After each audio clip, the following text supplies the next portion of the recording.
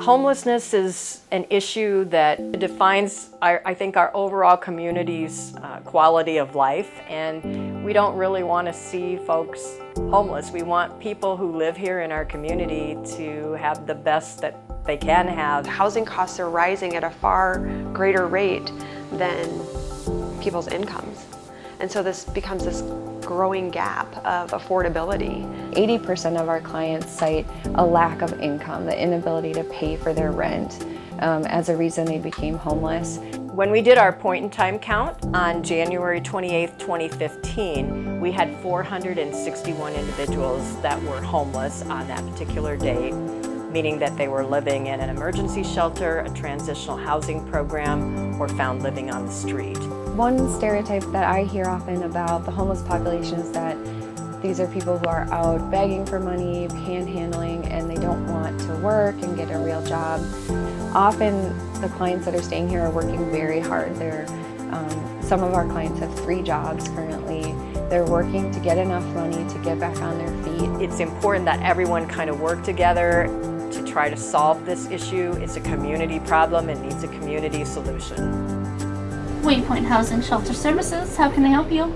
One of the services that we provide for the homeless population in Cedar Rapids is our coordinated intake program. Coordinated entry is something that we've been doing here for a few years now in Linn County, and in some ways we really lead the state in this initiative. The idea is if you're someone who's homeless or at risk of becoming homeless, that you can kind of have a one-stop shop. You can call a single number and access all of the resources that you would be eligible for as a homeless household.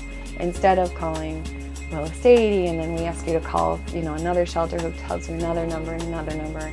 The idea is one place to get your information. Coordinated entry came about because on the federal level, that is one of the sort of best practices that has been identified and passed along down to the state level and hopefully to the local level.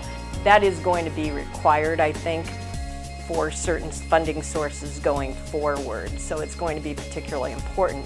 Waypoint was identified through the local Linn County Continuum of Care as an agency that could help lead this project locally. We started it just as a pilot project because, again, there was no funding or resources to create a whole new program. So really what we did is took what we currently do and made some modifications to get things rolling. And it started out pretty small with just a few, like a handful of agencies, and it has slowly, we've been adding on so that we're getting more and more of the actual homeless programs involved in that project. It definitely simplifies the process. So instead of households having to call multiple agencies or figure out ways to navigate the resources that exist locally, they just have to contact Waypoint. And then Waypoint collaborates with those other community partners so that we can more easily get people connected to the right resources from the start. I think that's a huge burden lifted off of all of us because it's really hard to tell somebody, I can't help you and I don't know who can. That's a really hard place to be as a provider. So now I know there's a source I can give them that can help them. Last year alone, we provided services just in coordinated intake for over 2,800 people. That's a lot of people. They didn't have a place to go. They were stressed. They didn't know what to do next. And fortunately, through Waypoint and all of the shelters in Cedar Rapids, we were able to provide an easier track for them to get to where they needed to be. I had a woman call who had a family. We don't serve single women with kids, but I was able to give her one phone number where I knew she could quickly find out if there was any space available. I also knew that if she's eligible, she could be enrolled in rapid rehousing. She could be given information about food services, other types of services, childcare.